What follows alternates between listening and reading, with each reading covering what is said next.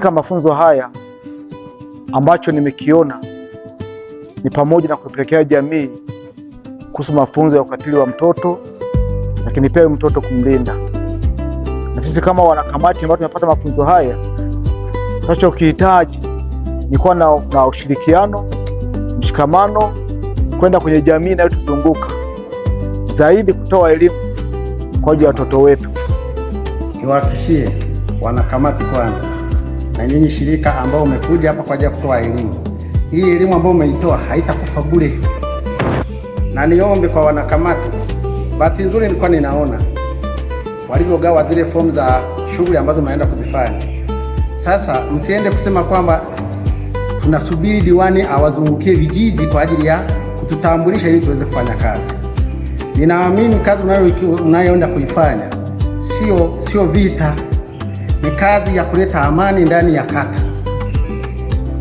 Kwa hiyo mujisikie kuwa huru kwenda kufanya kazi kule. Huru shirika hili la wazee, kwa niaba ya Chama cha Mapinduzi kata ya Kibitembe, tunawashukuruni sana kwa sababu mambo haya bado yanatusumbua. Hii ni sehemu ya utekelezaji wa ilani ya Chama cha Mapinduzi.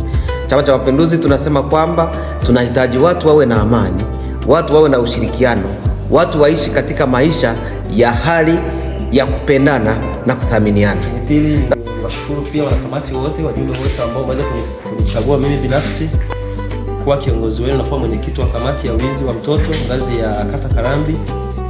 Binafsi niwapongeze sana, niwashukuru sana. Lakini naamini hii elimu ambayo tumeipata kwa siku ya leo isiwe ndo mwisho, bali iwe mwanzo wa kuibua changamoto za ukatili kwa watoto kule kijijini tunapokaa.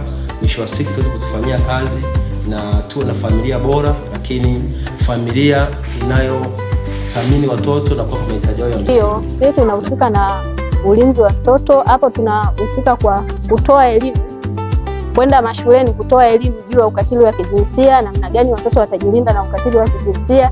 Je, wakikutana na changamoto ni wapi walipoti, au hatua gani za mwanzoni wanaweza wakazichukua ili kupinga huu ukatili wa kijinsia.